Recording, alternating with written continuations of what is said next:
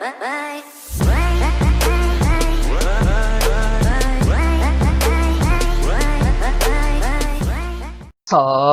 tout le monde, comment allez-vous? Moi ça va plutôt bien. Aujourd'hui on se retrouve pour une nouvelle vidéo pour l'histoire de Lil Yachty ou Lil Bo, c'est comme tu veux, on s'en fout dans tous les cas, voilà.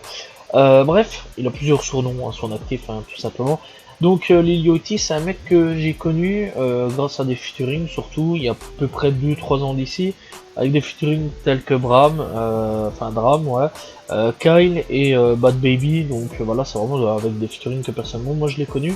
Et c'est un mec que j'apprécie plutôt bien, voilà. Et aujourd'hui, je vais parler d'un petit peu de son histoire. Donc on est parti. Donc voilà, Miles Park McCollum, né le 23 août 1997, connu professionnellement sous le nom de Lil Yachty.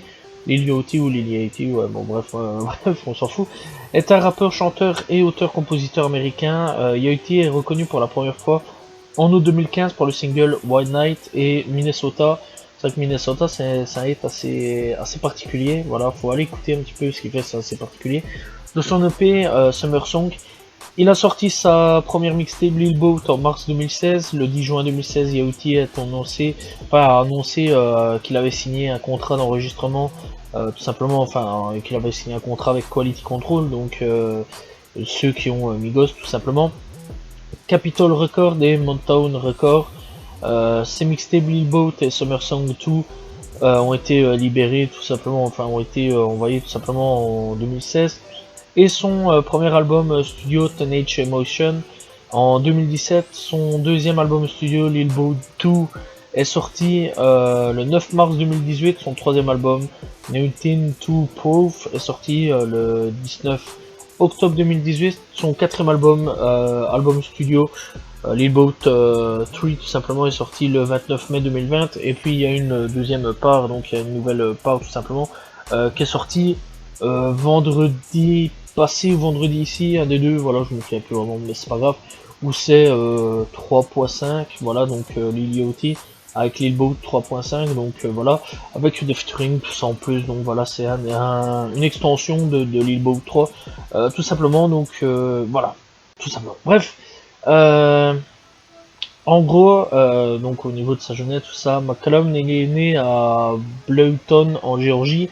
En 2015, il a adopté le nom de scène de Yachty, tout simplement, et donc a déménagé de sa ville natale d'Atlanta à New York pour lancer sa carrière. Il est resté avec un ami et a fait du réseautage, tout simplement, avec des personnalités de la mode, de rue, en ligne, tout en créant son propre compte Instagram. Et aussi, il faut savoir qu'il a travaillé chez McDonald's. Voilà, c'est parce que c'était marqué sur internet, donc tu vois, faut dire un petit peu qu'il a travaillé à McDonald's. Donc, ce qu'on sait, c'est qu'il est présent depuis 2014, tout simplement, et donc aussi un petit peu, c'est qu'à la base, il avait fait des études, tout simplement, donc il fréquentait l'université d'Alabama. Simplement, les gens se foutaient un petit peu de sa gueule, parce qu'il avait des cheveux rouges, tout simplement, il avait mis des cheveux rouges, tout simplement, bref. Donc les gens se foutaient un petit peu de sa gueule avec des cheveux rouges. Bon, aujourd'hui, je pense qu'ils doivent dire un petit peu le contraire, sachant qu'il a pété à mort, donc voilà. Et donc, ouais, il fréquentait encore une fois l'université d'État de l'Alabama en automne 2015, mais il a abandonné pour poursuivre sa carrière. Voilà, il a demandé à sa daronne, tout simplement, de pouvoir arrêter les études. Sa mère a bien voulu. Et il avait un an pour percer, donc il a percé clairement avec sa musique. Donc encore une fois, White Night et Minnesota tout simplement. Aussi avec des collaborations telles que Dram tout simplement, qui il ferait une collaboration avec le titre Broccoli, voilà, qui fait un gros hit tout simplement. Et donc aussi en octobre, enfin non, il fait ses débuts aussi comme modèle en défilant pour Yeezy saison 3, voilà, je me trompe avec octobre, c'est rien, c'est rien. Bref, la ligne de vêtements de Kanye West lors de sa présentation de la Fashion Week de New York, tout simplement. Bref, donc, on y va un petit peu pour 2015-2017, avec White Night et tout ça, bref, avec son comment il a percé. Bon, encore une fois, comme je l'ai dit, revenons à 2017. Non, 2015-2017, voilà, au niveau de tout ça. Donc, Yachty s'est fait connaître pour la première fois en décembre 2015 lorsque la version SoundCloud de sa chanson One Night a été utilisée dans une vidéo de comédie virale tout simplement. Donc voilà, en gros, il a explosé sur SoundCloud grâce à ça, clairement, donc avec une comédie, voilà, avec sûrement un de ses potes ou quoi aux caisses. Donc en gros, il est passé sur une vidéo YouTube tout simplement et c'est devenu clairement viral. En février 2016, il a fait ses débuts, il a été comme modèle avec Kanye West, encore une fois comme j'ai dit. Donc tout simplement, pour Yeezy saison 3, ligne de mode, Madison Square Garden tout simplement à New York. La première mixtape de Yeti, Lil Boat, est sortie en mars 2016. Et donc en avril 2016, Yeti collabore avec Dram, sur sa chanson à succès, Broccoli, qui encore là une fois l'a fait beaucoup plus connaître et donc a accumulé tout simplement la place numéro 5 du Billboard Hot 100. Il a joué sur la mixtape de Chance the Rapper, Coloring Book, sorti en mai 2016. Le 10 juin 2016, il a annoncé qu'il avait signé un contrat avec tout simplement Quality Control Music, Capital Record et Mountain Record. Yachty a sorti sa deuxième mixtape, Summer Song 2, en juillet 2016. En décembre 2016, il est présent tout simplement sur le single de High Speed de Kyle. Voilà, aussi, moi pour ça, je l'ai découvert via Kyle et Bram, tout simplement, entre temps. Donc voilà, vers 2016, moi j'ai commencé à le connaître. Et il a été présent dans le single de T Grizzly du DOA, sorti en mars 2017. Le 26 mai 2017, Lil Yachty a sorti son premier album studio, Teenage Emotion. Il présente des apparitions de Migos, Diplo, Evander Grimm, Grass, Steve London et YG, tout simplement un autre rappeur. Entre autres, 3 singles promotionnels ont été tout simplement livrés, tout simplement pour coïncider avec l'album.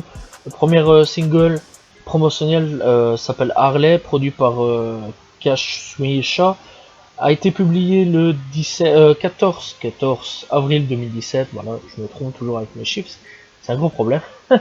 Bref, on est parti. Le deuxième single promotionnel, Bring It Back, produit par Free School, a été publié le 4 mai 2017. Le troisième single promotionnel, X-Men, produit par Trent Rock et Tilly, et comportant une apparition d'invités de rappeurs américains, Evander Grimm, a été tout simplement lui disponible le 18 mai 2017 et a présenté dans un remix de White Me Team par Creek Boys, publié le 15 décembre 2017. Passons un petit peu au niveau 2018 jusqu'à maintenant. Donc on y va tout simplement. Bref, Lil Yachty a annoncé le 20 février 2018 que son album Lil Boat 2 serait publié le 9 mars 2018 et il a été confirmé tout simplement le 21 janvier 2018 que Lil Yachty et Takeoff ont collaboré sur un album qui est pas encore par contre publié, donc logiquement il devrait y avoir un truc entre ces deux-là. Il a été présent sur le single If You Were Mine d'Ocean Park Standoff, tout simplement, sorti le 27 avril 2018. Il rejoint le clan Face en décembre 2018 en tant que Faceboat. Voilà, petite information, en gros, il a rejoint le clan Face, qui est sur Call of Duty aussi. Moi c'est pour ça que j'ai connu. Ça paraît très étrange de dire ça, mais oui, voilà, il fait partie de la Face. Bref, le 28 février 2020, Lil Yachty a publié le projet collaboratif nommé iTeam avec les rappeurs Lil Keed, Lil Goatit, ainsi que le producteur Zaytoven. L'album comportait 10 titres et était précédé des singles Accomplishment avec Yachty, Lil Keed, Zaytoven, iTeam tout simplement avec You Hide Safe, avec Lil Yachty, Lil Keed, Zaytoven toujours, Drip Jaker avec Lil Yachty, Lil Keed et Zaytoven toujours, voilà tout simplement, et Aichu avec toujours la même team tout simplement. Suite à cela, le 9 mars 2020, Yachty a sorti le premier single Lil Boat 3 intitulé Ofra Bankakun, donc tout simplement accompagné, ça je me souviens bien, de Drake. Voilà, je me souviens que ça avait même fait une petite polémique cette musique là. Donc il y avait Drake et DaBaby, ça avait fait une petite polémique. Cette chanson là, je me souviens, je ne sais plus pourquoi, mais bon, c'est pas grave, on s'en fout. Donc voilà, et donc lui par contre, ce son là est sorti le 29 mai 2020. Le 19 octobre 2020, Yoti, non, c'est plutôt l'album qui est sorti le 29 mai 2020, mais ce n'est pas grave, on s'en fout. Bref, le 19 octobre 2020, par contre, a été annoncé qu'il avait l'intention de publier une mixtape intitulée Michigan Boy Boy, tout simplement, avant la fin 2020. Donc, en gros, logiquement, on devrait encore avoir un nouvel album qui devrait logiquement arriver cette année-ci. Voilà, on ne sait pas quand, mais logiquement, ça devrait arriver. Voilà, tout simplement. Alors, Lil Yachty, il a quand même une particularité, c'est que c'est un des rares rappeurs à faire du mumble rap, lui plutôt du rap bubblegum, mais sans se droguer, voilà, il prend pas d'alcool, fume pas, rien du tout à ce niveau-là.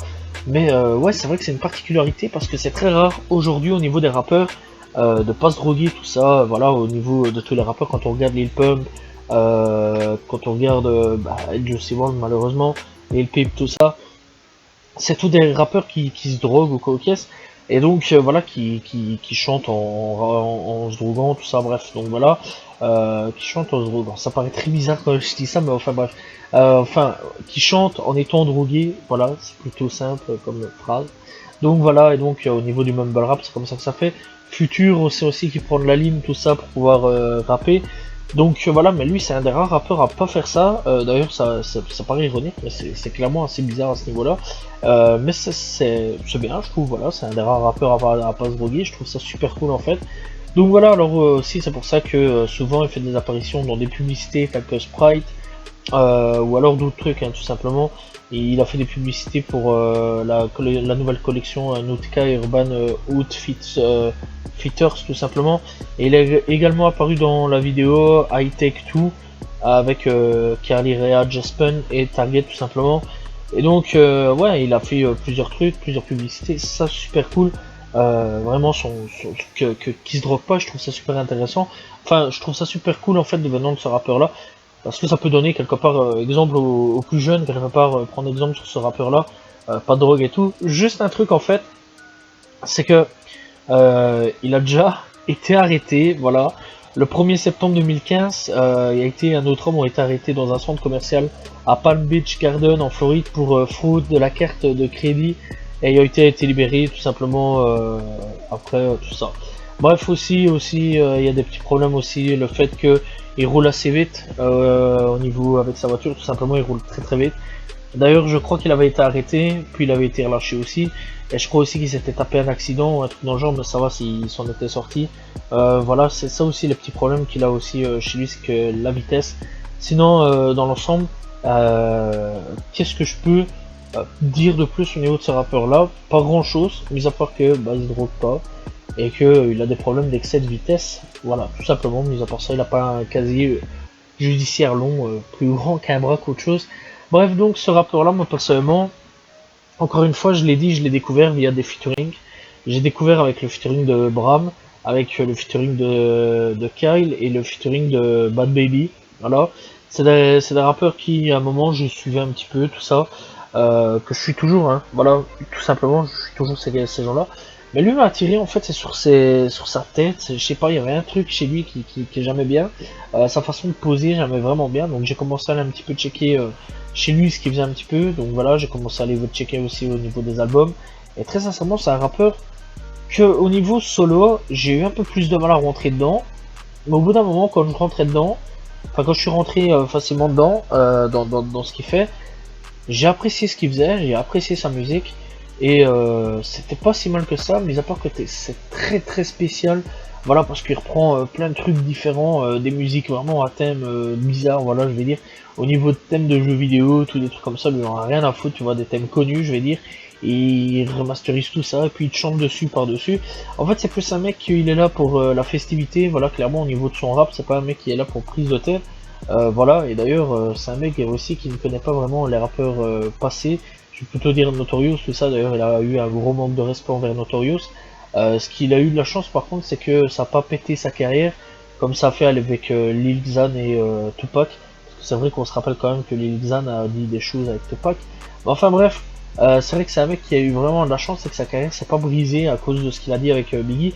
Et donc, après il s'est excusé bien sûr. Mais clairement, ouais, c'est un rappeur qui est à suivre parce que c'est pas mauvais du tout. C'est spécial, c'est très difficile à rentrer dans son univers. C'est un univers assez bizarre, je vais dire. Mais c'est pas mal en fait qu'une fois qu'on y rentre et c'est fortement festif. Personnellement, je vais dire, moi je l'apprécie vraiment en tant que rappeur. Et vraiment le dernier son avec Future et Playboy Carti, Flex Up, je kiffe vraiment de ouf. C'est vraiment un putain de truc de ouf. Sorti il y a une semaine d'ici et clairement tous les jours je l'écoute. Après il y a d'autres sons hein, bien sûr hein, avec Future, Make Mill, voilà tout simplement. Et donc Pardonne Me, ça s'appelle. Il y a d'autres sons hein, bien sûr. Hein, voilà il y a Coffin, il y a toujours avec Kyle aussi, Ice Spike et il a vraiment été un putain de hit. J'ai vraiment kiffé ça. Sorti il y a 3 ans d'ici. Il y a Split et Wall Time. Il y a aussi Broccoli avec Dram, voilà bien sûr, hein, disponible. Voilà, il y a aussi plusieurs featuring avec Playboy Carti, avec Jet Tripper. Voilà, le son s'appelle Jet Tripper. Donc voilà, et clairement ce mec-là, il essaie de toucher au niveau des adolescents, des jeunes adultes, tout ça, enfin des gens de ma génération, je vais dire, et clairement pas des gens faisant partie de la plus vieille génération, genre à écouter Tupac, Biggie, clairement pas, lui ça se voit, il est pas là pour ça, il est plus là pour essayer de toucher les plus jeunes et grandir avec quelque part.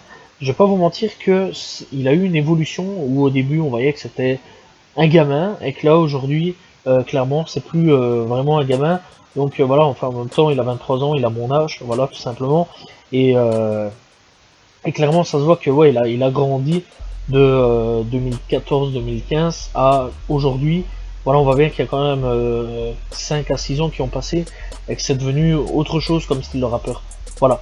J'espère que vous avez apprécié son histoire. N'hésitez pas à aller checker ses albums. Franchement, ils sont disponibles sur Spotify, Deezer, sûrement. Voilà, moi c'est plus Spotify. Ils sont vraiment très bons. Voilà, il y a plusieurs featuring disponibles de toute façon.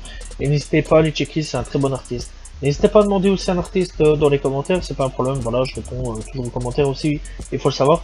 Je vous dis à la prochaine tout le monde. Salut tout le monde. Ciao ciao.